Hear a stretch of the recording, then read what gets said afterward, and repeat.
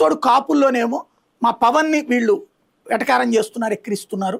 కాబట్టి కాపుల సత్తా ఏంటో చూపెట్టాలి. ఒకటి, పవన్ కళ్యాణ్ ఇప్పుడు ఇంతకుముందు మనం రంగా గారిని కోల్పోయాం, చిరంజీవి గారికి అండగా నిలవపడకపోవడం వల్ల ఆయన తీసుకెళ్లి పార్టీని కాంగ్రెస్లో విలీనం చేశారు.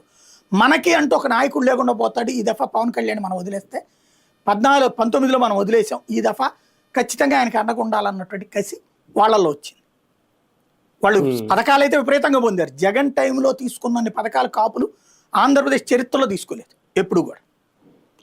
కానీ వాళ్ళకి ఈ కసి వచ్చింది, పవన్ కళ్యాణ్ అనేటటువంటి కసి. కమ సామాజిక వర్గం కూడా విపరీతంగా బెనిఫిట్స్ పొందారు ఈ సంక్షేమ పథకాలు.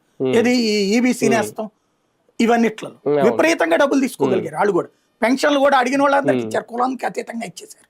కానీ ఆయా కులాల వాళ్ళు ఆ బెనిఫిట్స్ పొందారు. కానీ ఆ బెనిఫిట్స్ గిల్టీ ఫీలింగ్ ఉంటుంది కదా, నేను తీసుకుని ఓటేకపోతే ఎట్లా అని, ఆ ఫీలింగ్ను పోగొట్టుకోవడానికి ఎవడబ్బా సొమ్ము ఇచ్చాడు అనే పదాన్ని పదే పదే వాడి చంద్రబాబు పవన్ కళ్యాణ్. అది వాళ్ళు ఇక సైకలాజికల్గా సిద్ధమైపోయారు. ఆ డబ్బు సొమ్ము ఇచ్చాడు, మన సొమ్ము మనకి ఇచ్చాడులే అనేటట్టు. కాబట్టి వాళ్ళ మానసిక గ్లిచ్ అంటారు, అంటే పిసుక్కుంటది శరీరం, అది కూడా పోగొట్టారు వీళ్ళు. దాన్ని సరిగ్గా చెప్పడంలో దాన్ని ఏమంటారు, ఆ సెంటిమెంట్ని తీసుకువెళ్ళడం వీళ్ళకి సాధ్యం కాదు. ఇప్పుడు చంద్రబాబు గారు ఉంది, మీ ఇంట్లో ఉద్యోగం చేస్తున్నా నా వల్లే, నువ్వు వెళ్ళి అమెరికాలో ఉద్యోగం చేస్తున్నా నా వల్లే అని పదే పదే చెప్తాడు. ఆయన ఫీల్ కాడు ఎన్నిసార్లు ఎవరు తిట్టినా సరే. అంటే ఇప్పుడు నారాయణ చైతన్యలో మన అమ్మ బాబులు కష్టపడి సంపాదించి తీసుకెళ్లి చదివిస్తే మనం వెళ్ళి విదేశాల్లో ఉద్యోగం చేద్దాం, దాంట్లో చంద్రబాబు గారికి ఏంటి సంబంధం? ఆయన చెప్పే